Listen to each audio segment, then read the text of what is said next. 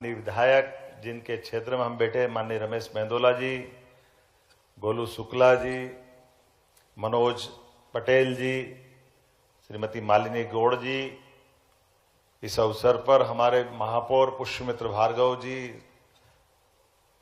हमारे बीच मौजूद सभी वरिष्ठ नेतागण, सरकार के मुख्य सचिव माननीय अनुराग जी, इस आयोजन की इस रूपरेखा और पूरा सूत्र जिनके पास है, CS संजय दुबे जी, समस्त अधिकारीगण, और सबसे अच्छी बात IT और इससे जुड़े हुए सेक्टर के सारे, भगवान के उस दरबार की तरह यह दरबार शोभा बढ़ा रहा है, जहां इंद्र का दरबार भी शोभायमान होकर के आज हमारे इंदौर से आपस में कंपटीशन कर रहा होगा कि वहां का दरबार ज्यादा अच्छा है कि यहाँ का दरबार अपना आनंद ला रहा है। मैं आज इस अवसर पर जोरदार ताली बजाएं हमारे अपने सभी क्षेत्र के प्रमुख स्वनाम धन्य अलग अलग प्रकार की हस्तियों के लिए।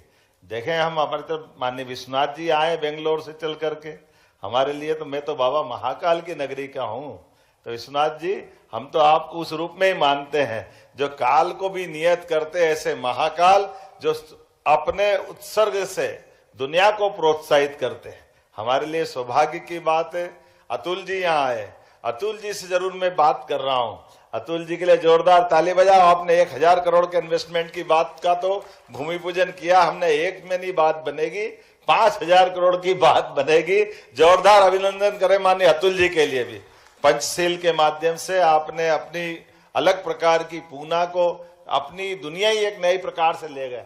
जिस प्रकार से आप काम कर रहे हो, न केवल आप, मैं देख रहा हूं यहां से कई प्रकार के कई सारे मित्रों ने अलग अलग, थोड़े समय की कमी है, मैं आप सबको भी प्रणाम करता हूं, आपका अभिनंदन करता हूं। जिस प्रकार से हम सब मिलकर के यशस्वी प्रधानमंत्री के नेतृत्व में आज इस दौर में आकर के खड़े हुए, जहां आज से 10-15 साल पहले सोचना भी बड़ा मुश्किल जाता था। हम सब जानते हैं कि वो दौर कितनी तेजी से बदला। एक व्यक्ति अपनी संकल्प शक्ति के भरोसे से कितना बदलाव ला सकता है, यह आज हमको अपने यशस्वी प्रधानमंत्री के उस कार्यकाल का केवल 11 ही साल हुआ है, ज्यादा टाइम नहीं हुआ, लेकिन 11 साल में अमूल चूल परिवर्तन। जिस भी क्षेत्र में जाओ, जिस प्रकार से आप काम को देखोगे, पूरा देश दुनिया के सामने एक अलग पोजीशन में खड़ा है।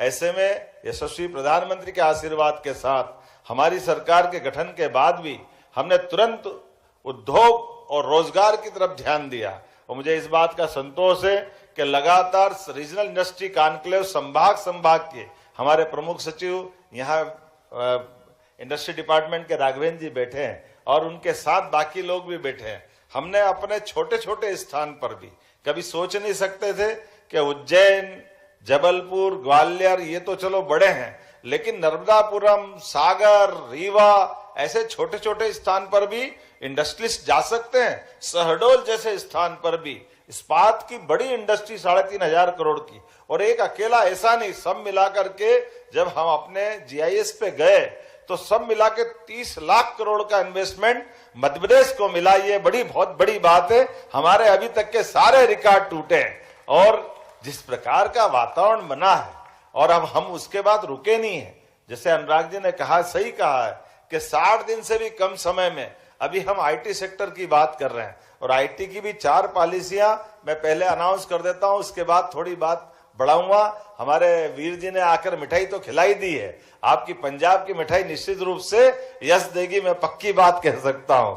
आज के इस अवसर पर टेक डेस्टिनेशन के कदम बढ़ते हुए, खास करके आज में जो नई घोषणा, यह हमारी इलेक्ट्रॉनिक मैन्युफैक्चरिंग क्लस्टर की बैरसिया में 209 एकड़ के इस मेगा प्रोजेक्ट से हम प्रदेश को इलेक्ट्रॉनिक्स उत्पादन की पावर हाउस बनाएंगे। यहाँ मोबाइल, सेमीकंडक्टर, डिवाइस पार्क बनाने वाली सभी कंपनियों को वर्ल्ड क्लास इंफ्रास्ट्रक्चर मिलेगा।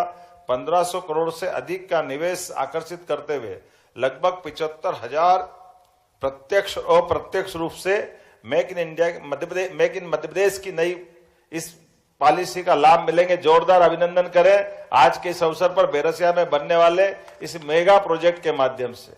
मैं आज के इस अवसर पर स्पेस टेक नीति पर काम करते हुए मध्य प्रदेश को हम अंतरिक्ष प्रौद्योगिकी का एक प्रमुख केंद्र बनाएंगे। इस नीति के अंतर्गत हम स्टार्टअप को अंतरिक्ष अनुसंधान, सैटेलाइट टेक्नोलॉजी एवं कमर्शियल स्पेस मिशंस के लिए भी प्रोत्साहित करेंगे। साइबर सुरक्षा उत्कृष्टता में आज के इस अवसर पर साइबर से जुड़े हुए सुरक्षा और अलग अलग प्रकार के सभी कामों को लेकर के ये जो डेटा प्रोटेक्शन से ट्रेनिंग और इत्यादि कितने प्रकार के काम करते हुए हम ये एक नए दौर में प्रवेश कर रहे हैं। मैं अगर ये सब देखूंगा तो ऐसा लगेगा कि थोड़ा समय ज्यादा लगेगा, जैसे हमको उद्घाटन में समय लग रहा था कि अपनी एक एक करके अलग अलग बात करें तो हर एक को इतना उत्साह है, उसको लगता है कि बस मेरे से बात कर रहे, दूसरे का नंबर ही नहीं आने देगा, थोड़ा जाती हो जाएगी। आज के इस अवसर पर जितना उत्साह उमंग के साथ एक एक अलग अलग निवेशक, इसलिए हमने भी बड़ा मन करके इसमें कोई छोटा नहीं किया है कि हर एक किसी के साथ, जब इंदौर की बात कर रहे हैं तो यहाँ इंदौर में भी एग्रीटेक उत्कृष्टता केंद्र IIT इंदौर के साथ हम ICAR नेशनल इंस्टीट्यूट के साथ मिलकर के एग्रीटेक और खास करके ड्रोन टेक्नोलॉजी और जितने प्रकार से मैं परदेसीपुरा के इस प्रोजेक्ट में आज सभी भास्कर में पढ़ रहा था कि ये अपने लिए चैलेंज है। मुझे इस बात का संतोष है कि ये परदेसीपुरा का हमारा IT पार्क, इसको PPP मॉडल पे दे दिया ना तुम जी, गया है, जोरदार ताली बजाओ। आज वो सवेरे का यहाँ समाचार मैंने आते ही पढ़ा था कि ये लगभग 8-10 साल से पाइपलाइन में था, उठा नहीं रहे और अब धीरे धीरे लग ऐसा रहा है कि हमारे पास जमीन कम पड़ रही है, प्रोजेक्ट मांगने वाले बहुत आ रहे हैं। जिस प्रकार का समय चला है और अब हमारे अपने लिए अभी केवल IT के नहीं, IT के साथ जितने प्रकार सेमीकंडक्टर और ड्रोन और डेटा टेक्नोलॉजी, जितने प्रकार डेटा सेंटर की बात भी आई है, मैं उम्मीद कर रहा हूं कि IT पार्क भोपाल में भी, जो आपने अभी 5 जगह की बात करी थी, 5 नहीं 6 है, रीवा छूट गया है। आज की स्थिति में रीवा, उज्जैन, भोपाल, ग्वालियर, जबलपुर, इंदौर तो राजधानी है ही इस पूरे क्षेत्र की। जोरदार अभिनंदन करें हमारे अपने वर्तमान के दौर में बदलते समय के साथ। और न केवल IT और इस प्रकार की व्यवस्था, हमने बाकी को भी रोजगार परक पिछली 18 नीतियां जब यशस्वी प्रधानमंत्री की मौजूदगी में हमने लोकार्पित की थी। और यही तो कारण है, ऐसा लग रहा कि सारा फुटवेयर अगल बगल से निकल करके पूरे देश और देश से आगे जाके कोरिया के मित्र भी आए ना, कोरिया वाले जोरदार अभिनंदन करो। कोरिया से चलकर हमारी पॉलिसी के आधार पर एक टीम जापान से आकर के खड़ी, एक टीम कोरिया से आ रही, पूरी दुनिया के निवेशक कहां से कितने प्रकार से गौरवान्वित कर रहे हैं। और कोरिया वालों ने तो कहा कि हमारा तो वो भगवान राम की नगरी अयोध्या से प्राचीन काल में संबंध था। तो हमने कहा जब अयोध्या में भगवान राम मुस्कुरा रहा है तो कोरिया का वो संबंध वापस जिंदा हो रहा है, जिसके कारण से हजारों साल पुरानी भारत की परंपरा विदेश के इस प्रकार के राज परिवारों से संबंध बनता है। मैं यहाँ आकर के आज जिन जिन प्रकार से लोगों ने MOU किए उनको भी बधाई देता हूं, जिनने अपने नए प्रकार के नए संकल्प के आधार पर मेगा फुटवेयर की जब हमने पॉलिसी डिक्लेयर की तो 1, 2, 3, 4, 5 सीतापुर, हाथोद, कहां से हमारे कितने प्रकार के लोग आए। मैं गुरु कृपा महाराज आपको भी बधाई देता हूं, हमारे सरदार जी, वीर जी के साथ ये सभी मित्रों को, खास करके आपने अमित बाजोरिया जी, राजेश भारद्वाज जी, महेश गर्ग जी, धर्मेंद्र नरूला जी, मनमोहन गुप्ता जी, RK खुराना जी, समीर कमानी जी, सुनील गुप्ता जी और मंच वालों की तो सूची कहीं छूटी गई मेरे से, जिनके कितने प्रकार से अलग अलग अनाउंसमेंट हुए हैं। मैं सबको बधाई देना चाहता हूं आपके सबके सहयोग के माध्यम से। वैसे एक बात सत्य है, हमारे यहाँ उद्योगपति का बनना एक पवित्र मंदिर के बनने के बराबर है। आपके माध्यम से कई लोगों को जीवन मिलता है, कई लोगों को रोजगार मिलता है। ये सच्चे अर्थों में मानव सेवा है।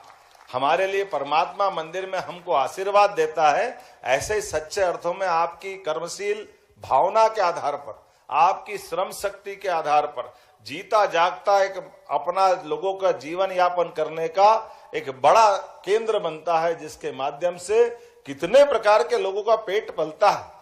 और आज के समय में जब बदलते दौर में सबकी अनुकूलता के साथ माननीय प्रधानमंत्री जी स्वयं इसको प्रोत्साहित करते। वो दौर गया जब कभी उद्योगपति के साथ हाथ मिलाते हुए या फोटो खींचते दिखता है तो लोग शंका करते थे कि ये पता नहीं क्या हो रहा है, ये पता नहीं क्यों ऐसा माहौल बना था।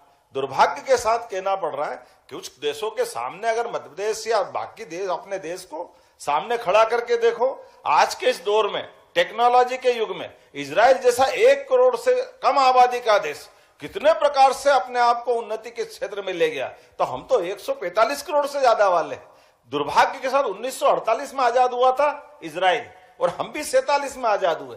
केवल इजराइल नहीं, ब्राजील से लेकर के इतने सारे देश, जापान, जर्मनी की बात अगर करो तो ये तो सेकंड वर्ल्ड वॉर में इनकी हालत क्या हो गई थी।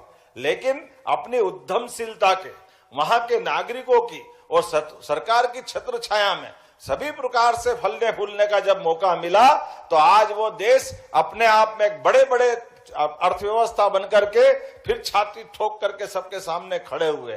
कभी हम अर्थव्यवस्था का आकलन इस नाते से करें कि 47 में भी 1 रुपया और 1 डॉलर 1 रुपया दोनों बराबर ही थे, लेकिन आज कितना अंतर आया।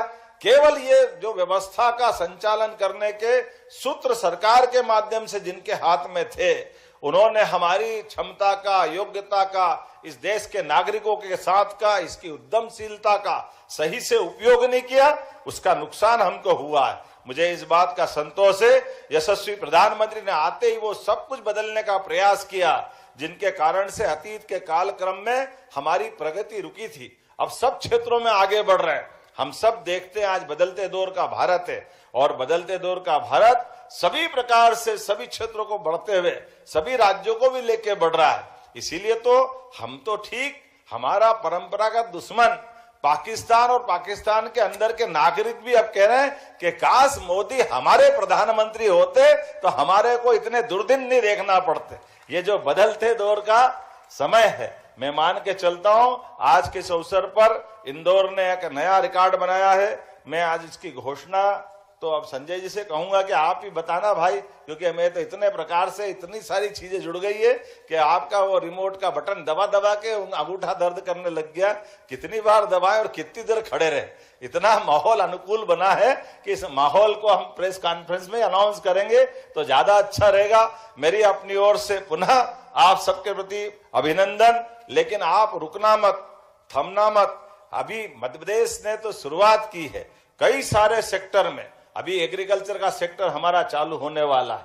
3 तारीख को हमारा एग्रीकल्चर का पहला हमारा कृषि मेला, जिसके माध्यम से, क्योंकि ये आप देखिए आज मध्य प्रदेश के अंदर कितनी प्रकार की संभावना भरी पड़ी है। एग्रीकल्चर ग्रोथ रेट पूरे देश में सबसे तेज गति से अगर कहीं है तो मध्य प्रदेश की है। हमारी कृषि विकास दर वाकई आश्चर्यकारी है। और कृषि विकास दर नहीं, अभी हमारा अपना इरिगेटेड एरिया भी अगर हम देखेंगे तो इरिगेटेड एरिया लगभग 55 लाख हेक्टेयर है। आप अगर 2002-03 की तरफ जाओगे तो केवल 7 लाख हेक्टेयर था। हमारे मध्य प्रदेश की राज्य की प्रति व्यक्ति आय 2002-03 तक केवल 11,000 रुपया प्रति व्यक्ति थी। आज 1,52,000 रुपया प्रति व्यक्ति आज स्थिति है। और 2047 तक हमने कल्पना की है कि 22,50,000 रुपया प्रति व्यक्ति आय बढ़ जाए। मध्य प्रदेश उस पर काम कर रहा है। ऐसे कई बड़े टारगेट लेके हम चल रहे हैं। निश्चित रूप से आपके और हमारे साथ मिलने के साथ भारत आगे बढ़ेगा। मध्य प्रदेश को आपका साथ मिलेगा। पुनः आप सबका वंदन, अभिनंदन, बहुत बहुत धन्यवाद। भारत माता की जय।